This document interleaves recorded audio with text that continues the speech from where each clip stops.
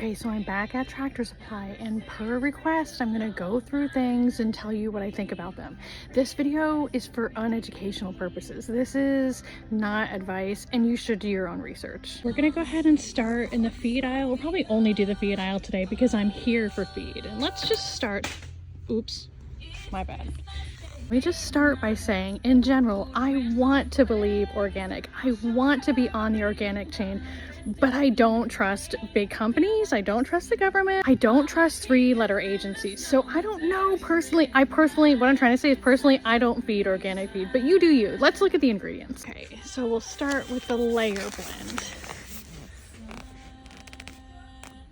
Okay, I like that it has some vitamins in it. The feed that I like has added like essential oils and stuff too.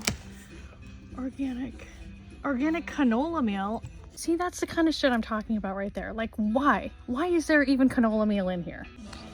I do like that it's made without the use of any GMOs. I changed the plans. I can't go through all these feeds because I'm just going to be talking a bunch of shit. And why don't I just tell you what I do? I mean, I guess the other thing I can tell you is that with these Purina feeds, also with the Do More feeds, my chickens won't eat them. Like, they will literally splatter that shit all over the ground and it will just rot and mold there. They won't eat it.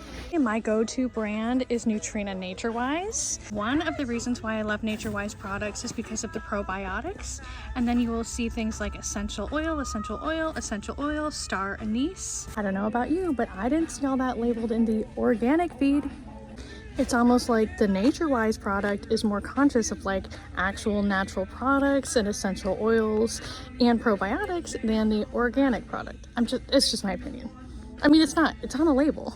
Also, while we were in this aisle and there's all these treats and shit down here, you should know, yes, your chickens love them and they're going to eat them, but your chickens should not be getting more than 10% of their diet from treats. And that's whether it's these store-bought treats or table scraps. They should be getting 90% of their diet from like a balanced pellet that's appropriate to their age, and I was gonna say make and model like their cars, but I mean like if you have ducks or turkeys or chickens or whatever the feed requirements are for that. So like I'm getting 16% layer pellets for my flock. I feed this to my roosters too. Nobody's molting. The Feather Fixer has a higher protein content and higher fat. It's designed to help chickens when they're going through the molting process by aiding them in extra protein while they're developing feathers.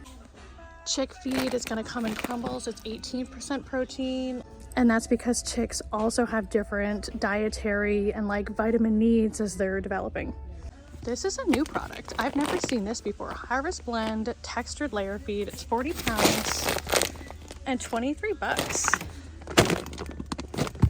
It looks like it's Nutrina's like equivalent of Combulk feeds. It kind of looks like it's worth a try, but I don't know, like there's a bunch of corn in it. Corn doesn't have any actual nutritional value for chickens. The benefit of corn is in these colder months. If you feed the corn, like as they're digesting the corn, their body temperature is naturally rising, so it helps to aid in raising the temperature in these colder months. What I'm saying, like the thing to do with corn is to supplement as a treat, not more than 10%, around like bedtime. If they're eating at bedtime, if they're getting treats at bedtime, then when they're in the coop roosting and their digestive system is working, the metabolism working helps to raise the body temp and like maybe the temperature in the coop slightly, you know?